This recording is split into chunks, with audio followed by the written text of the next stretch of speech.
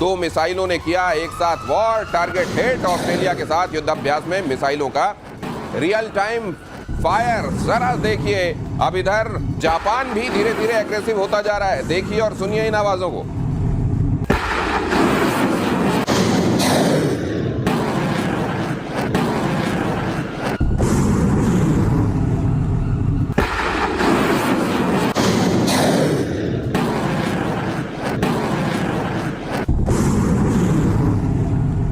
देखिए, ऐसा इसे सैल्वो फायरिंग कहते हैं। हाँ, कि आप एक के बाद आप जो फायर, सैल्वो फायरिंग, एक के बाद दूसरा। इससे क्या होता है, हिट प्रोबेबिलिटी टारगेट की बहुत बढ़ जाती है। अच्छा। नॉर्मली हिट प्रोबेबिलिटी जो होती है वो 80% के आसपास होती है। सैल्वो फायरिंग, अरे वैसे जैसे भरतल बंदूक होती है सर, हाँ। वो झर्रे एक साथ निकलते हैं तो कईयों को लग जाते हैं वैसा ये वाला। 2 जाते हैं, 2 में से बहुत ज्यादा प्रोबेबिलिटी बन जाती है, हिट की सर्टेनिटी आती है सैल्वो फायरिंग। अब आपने बड़ी अच्छी बात पूछी कि जापान क्या कर रहा है। ये तो बड़ा शांति वाला दूत था, इसने कहा था हम मिलिट्री रखेंगे नहीं, वैसे काम चलता था और ये अमेरिका के प्रोटेक्शन में था। लेकिन अगर आपके कान के पास से नॉर्थ कोरिया रोज मिसाइल फेंक रहा है तो आप कुछ करेंगे ना। ये वो वाली बात है। और ऑस्ट्रेलिया के साथ ये अब वो कर रहे हैं। लोगों ने देखा कि ये नॉर्थ कोरिया को कंटेन करने के लिए जिस तरीके का इनका वो टापू है, इट्स एन आइलैंड कंट्री, तो आइलैंड कंट्री को अपने आप को बचाने के लिए इन्होंने देखा कि हर आदमी, इनका जो अनुभव हुआ है यूक्रेन रशिया वॉर को लेकर के या इजराइल का इसको लेकर के हुती वगैरह, इन्होंने ये समझ लिया है कि you are on your own.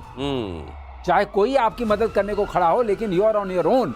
और जो पिटाई यूक्रेन की देखी है, क्योंकि यूक्रेन जो दूसरों के सहारे उसने लड़ाई शुरू की, अब इसको समझ में आ गया है कि मुझे अपने को बचाने की शक्ति लानी पड़ेगी, उसी तरह शक्ति संतुलन बनाना पड़ेगा, उसी तरह एक्सरसाइजेस करनी पड़ेंगी। ये उसी के कॉन्टेक्स्ट में हो रहा है, उसी की कड़ी है ये। और तुर्की ने बनाया हाइपरसोनिक बैलिस्टिक मिसाइल। अगली खबर देखिए, तुर्की ने सबसे घातक मिसाइल लॉन्च की। मिसाइल का नाम रखा टाइफून ब्लॉक 4। पाकिस्तान को ये नाम अच्छा नहीं लगा होगा, उसने कहा ये नाम हमसे पूछ लेते क्या रखना। टाइफून की जगह पाकिस्तान करा हमें दो पेंट लगाओ तूफान, और अच्छा टाइफून का करो तूफान, आगे बढ़ाओ पाकिस्तान। लेकिन ये टर्की अपने आप को कैसे तैयार कर रहा है आने वाले दिनों के लिए, क्या दिखाई दे रहा है? टर्की को ये है कि टर्की ये देखिए कैसे घेर के खड़े हैं वहां इस मिसाइल को सब सारे के सारे। हाँ, अब यहाँ पे फट ना जाए, ये भी है सही बात है। पाकिस्तान से इन्फ्लुएंस तमाम कंट्रीज के सामने ये समस्या तो रहती है। पता लगा ये भी ग्रीन है वैसे। ग्रीन है और सेल्फी ले रहा, कहीं यहीं पे खेल हो जाए इसका।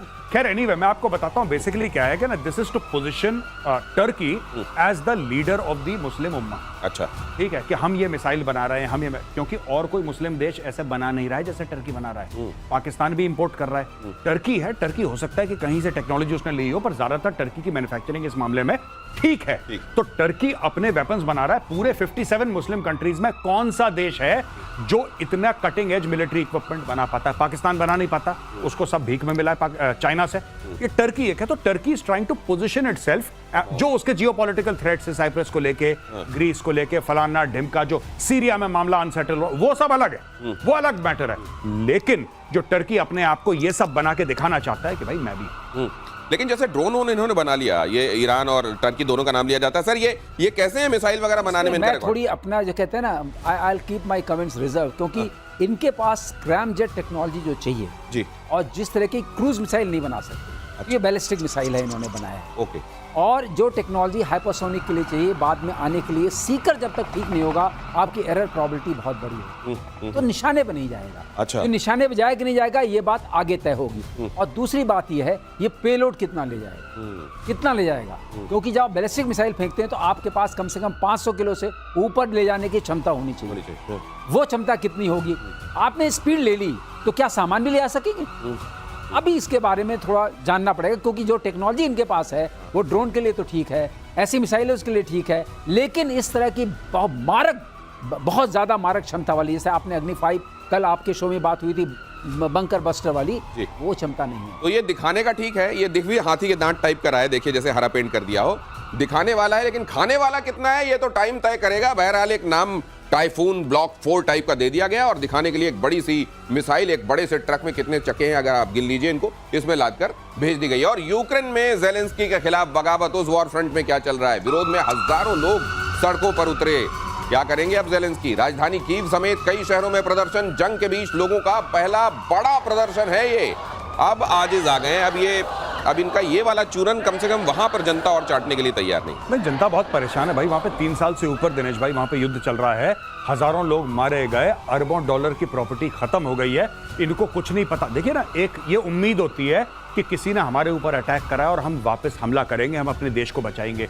वो जज्बा धीरे धीरे धीरे धीरे या फिर बड़ी तेजी से वो खत्म हो रहा है यूक्रेनियंस में। और अब ये पूछ रहे हैं अपनी लीडरशिप से कि भाई साहब ये लड़ाई खत्म कब होगी? ये तो खत्म होने का नाम नहीं ले रही। ट्रम्प से बड़ी उम्मीदें थी 24 घंटे के अंदर। लेकिन वो जो आप कहते हैं अभी चुप रहो अभी लड़ाई चल रही है, वो चलता रहे।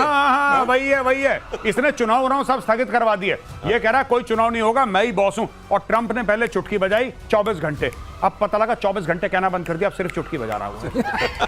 बोला नहीं, दिनेश जी, एक बात इसमें और हो गई है। इन्होंने अभी क्या किया, इनके ऊपर बड़े वो आक्षेप लगे कि करप्शन हो रहा है।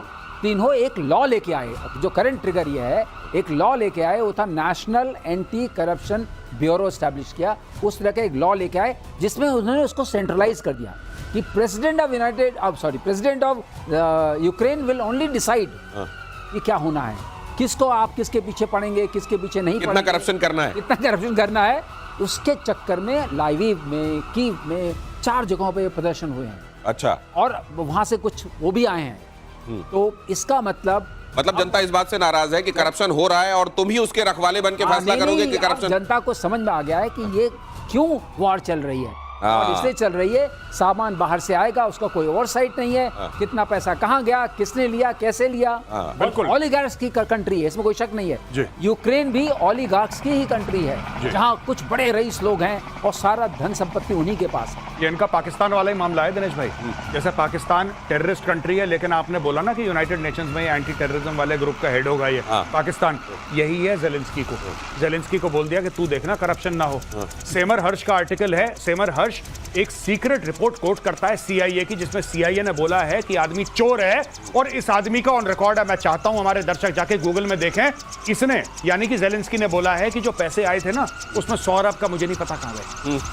आप जाके चेक करिए, 100 अरब का पता नहीं है कहां गए। तो आप समझ लीजिए कि वहां चल क्या रहा है। और जब ये इस तरीके की उथल पुथल जंग वाली स्थितियां रहती है ना, तो लोगों का भ्रष्टाचार की तरफ ध्यान कम जाता है। इसी तरह ये वॉर और एनार्की वाली स्थितियां बनी रहे तो ही जेलेंस्की और उनकी कुर्सी सुरक्षित है।